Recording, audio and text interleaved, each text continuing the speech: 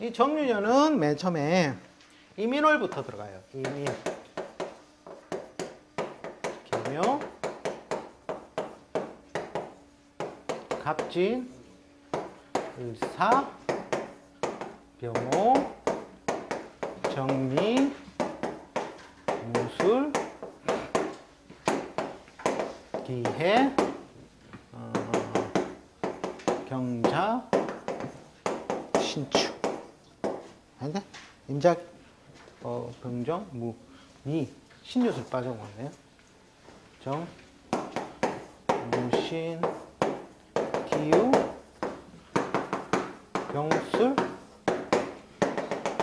신해, 임자, 개축. 이렇게 들어가요. 자, 이 신수를 판단하실 때 항상 제가 아날로그라 그랬죠. 그러면 그 전에의 여기가 넘어오는 구간이 있을 것이요. 다음에의 뭡니까? 전반부의 기운이 훅 밀고 들어오는 구간도 존재를 한다는 것이에요. 그러니까 꼭 이렇게 보셔야 돼요. 병신년이 있다, 정유년이 있다, 그 다음에 무술년으로 간다 했을 때 요것만 보는 게 아니라는 거예요. 아날로그와 디지털의 차이가 있다는 거예요. 병술년의 기운도 여기에 걸쳐지는 거예요. 꼭 요운이 아니라. 그 다음에 무술년의 기운도 이렇게 걸쳐지는 거예요. 이런 식으로 들어가는 거예요. 모든 세운들은. 항상 요의 기운이 넘어와서 작용을 하는 구간, 그 다음에 무술년의 기운이 작용을 하는 구간이 항상 존재를 한다라는 가정을 하셔야 돼요. 이 말을 좀 우리 쪽 용어는 복선 구간이라, 겹쳐지는 구간이라 해서 복선 구간으로 가는데, 자, 어쨌든 이 유라는 것이 뭡니까? 지지에 들어왔죠. 정이라는 것은 정신적인 뜻이라는 거예요. 정신적인 뜻. 그 다음에 이제 지지유는 현실적인 상황, 구체적인 결과물을 나타내는 결과물. 자, 그것들이 구체화되는 것은 항상 삼합의 궤도를 보시면 돼요. 삼합의 궤도. 자, 유는 어떤 삼합의 궤도를 탑니까? 사유축이라는 삼합의 궤도 운동을 한다라는 거죠. 즉, 가을을 열고 닫는 기운의 궤도를 탄다는 거예요.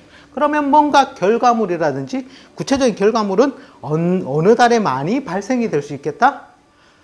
사유축이 드러난 달에 가장 많은 현실적인 구체적인 결과물들이 드러난다는 거예요.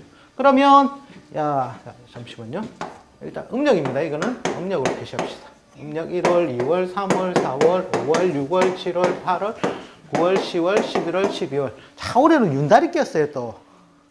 네. 그러니까 그거는 일단 배제를 하고, 윤달이 5월 달에 들었거든요. 그거는 배제를 하고 대충 원래 보는 대로, 요거는 이제 감명해 주실 때 유도리를 보이셔야 돼요. 달은 몇 달 몇 월 달에는 무슨 일, 몇 월 달 몇 월 달에는 윤달이 꼈으니까 5월 달 정도에서 유도리 있게 설명을 해 주시고, 어쨌든 편의상 그냥 이렇게 달수를 표시하고 설명을 해 볼게요. 자, 그러면 이 사유축이 드러난 4월 달, 그죠? 그 다음에 8월 달, 자, 그 다음에 12월 달에 뭔가 결과물들이 나타나겠구나. 자, 그 다음에 이 유에는 지장간이라는 게 있어요. 지장간에는 경신이 들어가죠. 경신. 가을의 기운이 무르익은 경신. 자, 얘들이 튀어나올 때도 왜? 뭔가 이변이 생기는 거예요. 이변이. 자, 그럼 경과신이 튀어나온 달은 어떤 달이에요? 9월 달하고 10월 달이 뭔가 이변이 생길 소지가 있겠구나. 그죠? 자, 그 다음에 천간에 드러난 글자도 뭔가 이 한 해에 중요한 작용을 하는 기운이 드러났다는 거거든요.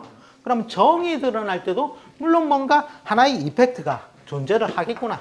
자, 그렇게 보니까 4월, 6월, 8월, 9월, 10월, 12월 달에 올 한 해에 뭔가 일들이 터진다. 네. 그렇게 보시고, 자, 그 다음에 전해 여기가 들어왔단 말이에요. 전해는 정유년 전에는 무슨 해입니까? 병신년이죠. 병신년. 병신일주 병신되고 이런 구절도 있습니다. 근데 이 병신년은 무슨 운동? 신자진 운동을 하죠. 그러면 이 병신년의 운동이 어디까지 우리한테 영향을 미치겠다? 요 진월달까지. 여기는 뭔가 뭐 병신의 작용력이 아직까지는 남아가지고 껄떡대는 기운이 있겠구나. 복선 구간으로서. 그리고 자, 요 뒤에는 무술년이에요. 맞죠? 그죠?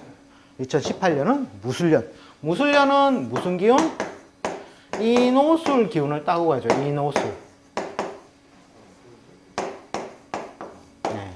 그러면 요 9월 달쯤에 뭔가 그러한 복선 구간이 존재하겠구나. 자, 이렇게 가지고 이제 우리가 이제 해석 접근에 들어가야 돼. 자, 일단 이변이 나타나는 달들은 이 달들이 되고, 그러니까 구체적인 결과물로서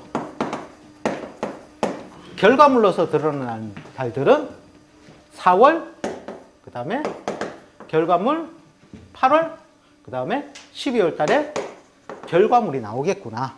자, 결과물이 나오려면 그 결과물이 나오기 전 달은 어떤 작용이 있겠어요? 그 결과물을 만들기 위한 구체적인 작용이 이루어지는 준비기간이 있겠죠. 자, 그거는 바로 앞달이라고 생각하시면 돼요. 앞달. 자, 그런 앞달은 어느 달이에요? 자, 요 달이에요, 요 달. 그죠? 요 달.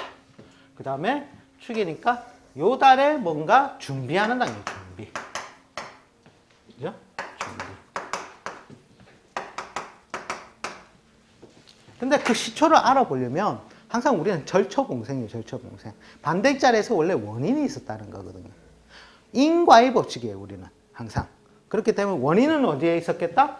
그 두 달 앞에 쪽에서 원인들이 발생을 한다는 거야. 아, 그러니까 나 이제 뭐 알겠다. 뭔가 이 한 해를 준비해 가는 과정에서 2월달, 4월달 커다란 이펙트, 큰 게 닥쳐오겠구나. 얘는 솔직히 신년이니까 꺼져가는 거예요. 그죠? 맞죠? 2월달, 4월달에 뭔가 커다란 운명적인 곡선이 바뀌는 그런 그림자들이 드러내겠구나. 자, 그 다음에 언제예요? 8월달이 어쨌든 유로서 굉장히 구체화돼서 드러나겠죠. 결과물로서. 예. 8월달에 뭔가 구체화된 결과물이 있을 것이고, 그 다음에 요 경술은 뭐예요? 요거는 천간에도 드러났으니까, 그죠? 뭔가 작용이 있을 거고요. 뒤에를 준비하는 해니까, 그죠? 뭔가 커다란 작용이 있겠다라는 거예요. 커다란 작용. 그러니까 요 8월, 9월. 그러니까 메인 이벤트로 보면 2월달, 4월달, 8월, 9월이 뭔가 내년 한 해의 운세를 거의 결과물로서 드러내는 달들이 되겠구나. 요거를 감각적으로 알고 계셔야 된다는 거예요.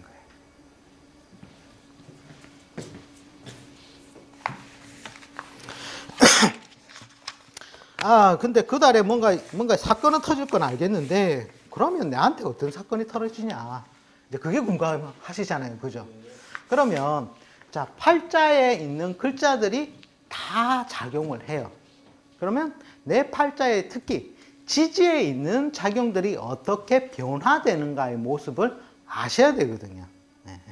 그게 무슨 몇 페이지였냐면 3페이지에 지지 대 지지의 관계 대조표로 나타나 있어요. 자, 어쨌든 자, 여기 컨닝 페이퍼 하나 만들게요.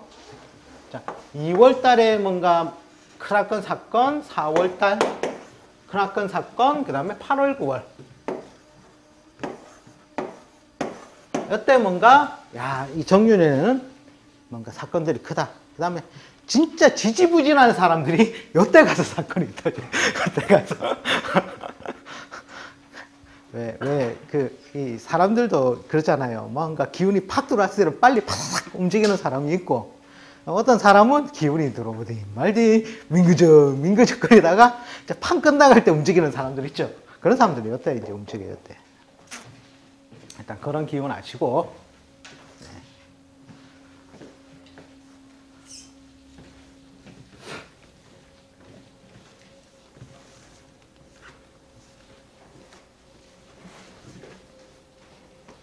어쨌든 정유년은 뭔가 조사에 관련된 일, 그죠? 그 다음에 판단, 시비, 금융에 관련된 별들이 굉장히 주류를 이루는 한 해가 되겠구나, 요거.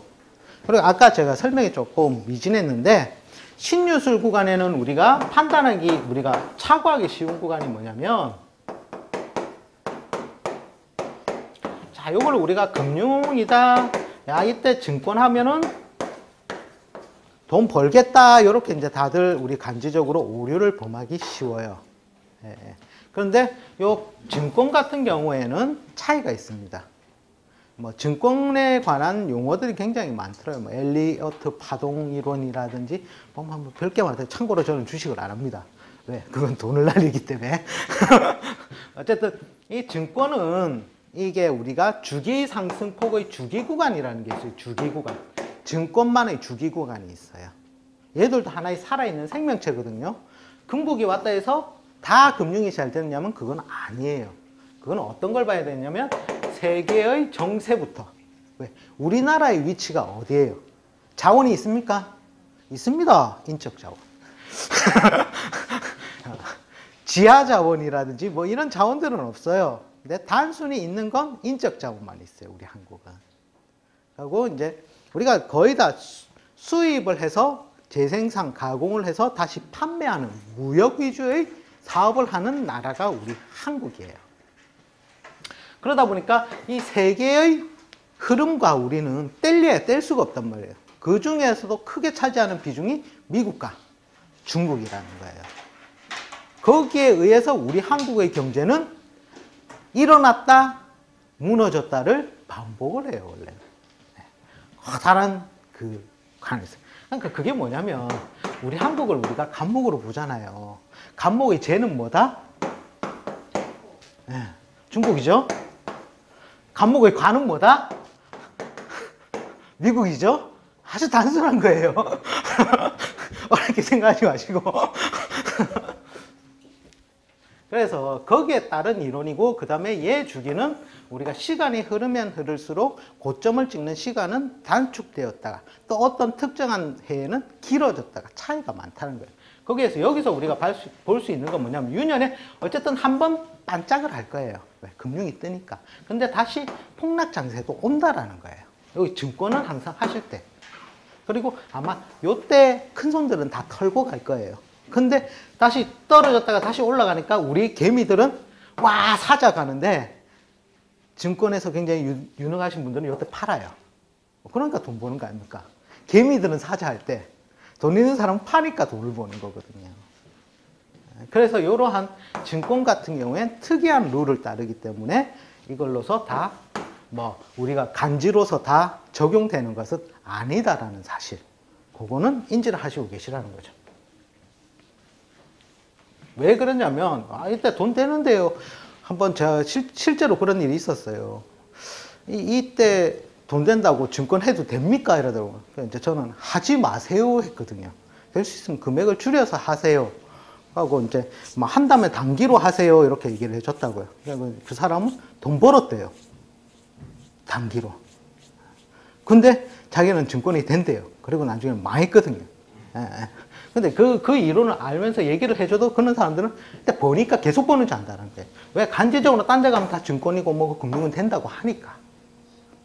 그러니까 요거를 항상 이제 우리가 뭐 다르다는 개념 하에서 이제 생각을 하셔야 된다는 거예요. 제가 작년에서부터 부동산 팔아야 됩니다. 팔아야 됩니다. 오시는 분들마다 이제 끝났습니다. 참고로 저희 와이프한테도 그래요. 집 팔자.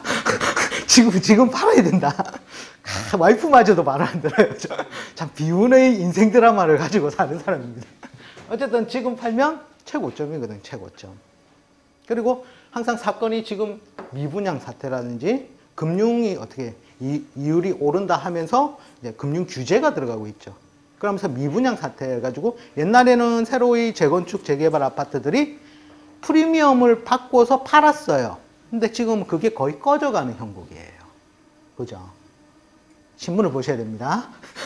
신문 보면 다 나와 있어요. 그러니까 그거와 마찬가지로 일단은 이제 장세가 이미 기울었다라는 게 기울었다. 손 털고 나가야 되는데, 저희 와이프도 이 주기를 절대 안 믿어가지고 안 따라주는데, 그것만 사고 팔고만 잘해도 3번만 집 한 2채씩 딱 해버리면 금방 부자 됩니다. 자, 사설이 길었습니다. 자, 그래, 이제. 어쨌든 뭔가 조사하는 일이라든지 판단, 시비, 금융.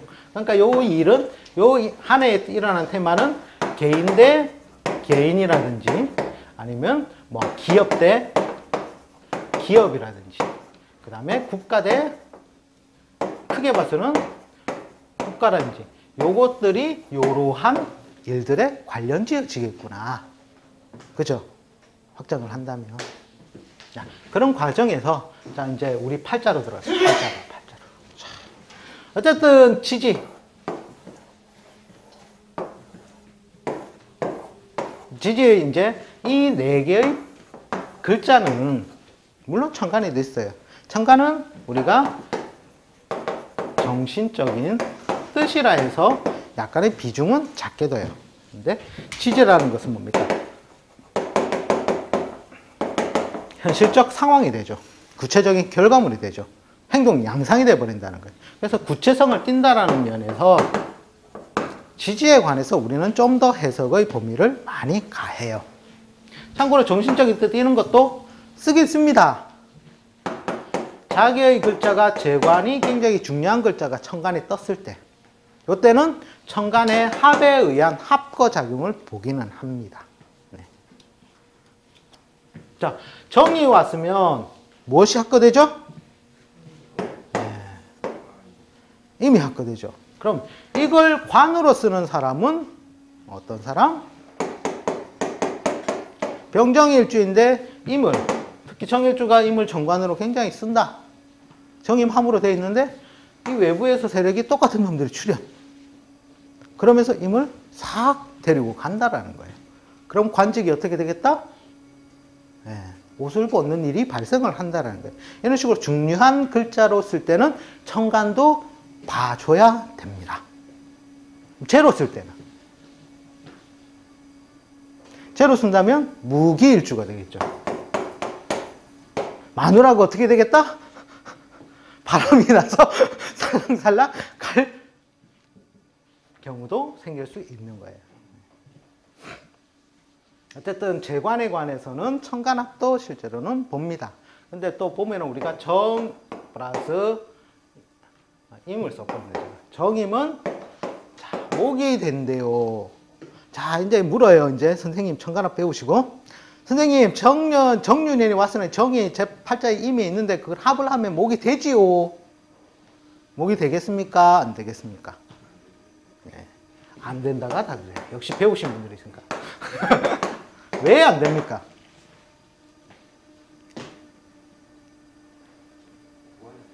예? 우리가 이걸 배우실 때 우리가 이제 오류를 배우는 게 아니라 우리가 글자로만 배우기 때문에 모르시는 거예요. 기초반 수업부터 제 강의를 들으신 분들은 항상 저는 운동이다, 그 시간이다, 동작이다, 계절이다 이걸로서 가르쳐 드려요. 자, 어쨌든 요거는 뭔가 겨울이고 그죠? 요거는 늦여름이 되죠. 초겨울과 늦여름이 만나니까 뭔가 목이라는 신생, 즉 봄이라는 거예요. 봄. 봄에는 뭐가 나온다? 싹이 나온다는 거예요. 새로운 생산물, 그 새싹이든 뭐 병아리에서, 병아리가 아니죠. 알에서 병아리, 거꾸로 나올 뻔했습니다. 잘못해가지고.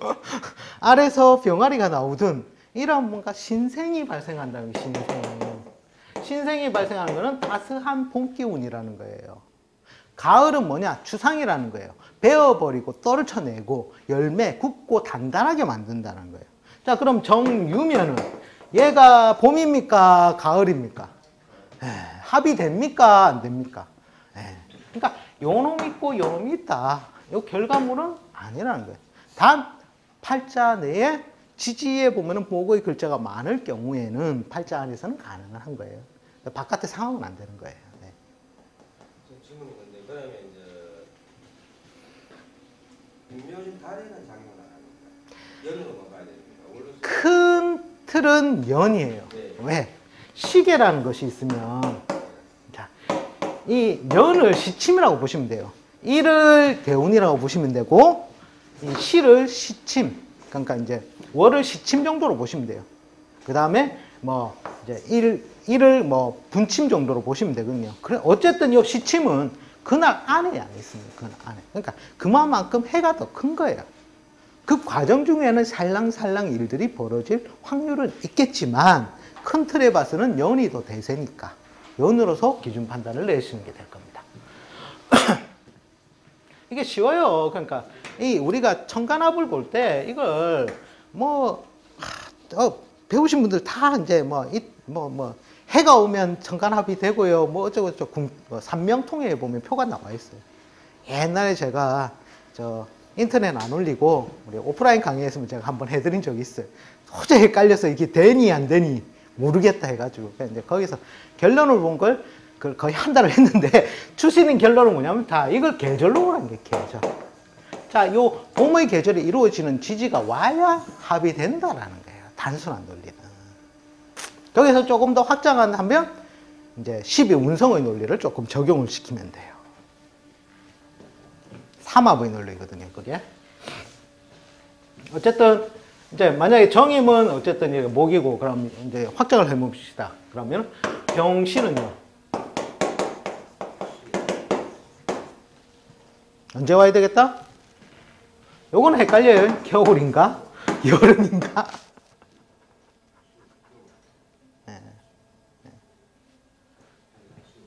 요거는 추상, 가을서리를 햇빛이 따뜻히 녹으니까 이게 어떻게 돼요? 이게 모여드는 기운이 생긴다는 게, 근데 그것도 하나의 겨울의 기운이 너무 추운 쪽으로 가면 안 되겠죠. 요거는 조후적으로 봤을 때. 그 약간 차이가 있는 것이고, 그 다음에 병정. 자, 요때는 언제가 되면은 합이 되겠다? 네, 그렇죠. 여름. 요 계절 보면 되나? 요 계절, 여름. 그렇게 하면 해석이 쭉쭉쭉 다 되죠. 네, 네. 무성한 게 뭐예요? 들떠있다라는 기운이잖아요. 그게 이 개라는 건 이런 수증기 비슷하게 첨첨한 것들이 따뜻한 기운이 내려지니까 우리 눈에는 안 보이는데도 하늘로 비가 내리는 것과 똑같은 거예요. 들려서 올라간다는 거예요. 그 기운이 뭐냐? 화의 기운과 닮았다는 거예요. 화의 운동성과 닮았다. 여름의 운동성과 닮았다라는 거예요. 그 조건이 되려면 따뜻해야 되겠구나.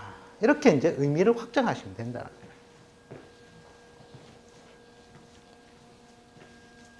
자, 그 다음에 이제 요 지지가 이제 내 팔자에서 이게 내가 사용할 수 있는 무기지만 그리고 나한테 기쁨을 주는 존재이기도 하지만 또 한편으로는 골치 아픈 존재이면서 이제 그러니까 아픔의 존재로도 원래는 가거든요. 이 글자들이. 그 글자들이 운에서 다 바뀌어요. 작용력들이. 그러니까 1년 365일을 정말 사랑하는 남편같이 해주는 남편분 있습니까? 다들 눈치 보고 계시는데. 자, 1년 365일 동안 정말 내가 사랑스럽다 생각되는 사모님들 계십니까? 네? 다들 빙그레 웃고 마시는데 절대 그럴 수가 없거든요, 대자에는. 자, 하루에 24시간을 간단하게 따져도 낮과 밤이라는 게 존재한단 말이에요. 그죠? 즉 해가 떠 있는 구간을 낮이라 하고 해가 져 있는 구간을 밤이라 하자고요. 그냥 간단하게. 그러면 요게 한 몸입니까? 두 몸입니까? 한 군데에서 일어나요. 한 군데에서. 그럼 내가 낮을 굉장히 좋아한다고 합시다. 낮은 12시간이라고 정해져 있습니까? 안 정해져 있습니까? 예. 밤은 12시간으로 정해져 있습니까? 안 정해져 있습니까? 정해져 있죠. 어쨌든 그냥 단순하게 반반 논리로 따진다면.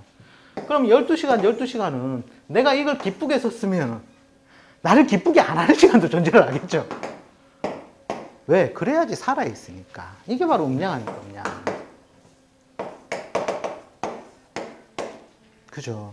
그러니까 이 모든 글자가 내한테 정말 소중한 정관이든지 아니면 정제든지 해도 걔 글자들은 세월이 바뀌면 변하게 된다라는 거예요. 변하게.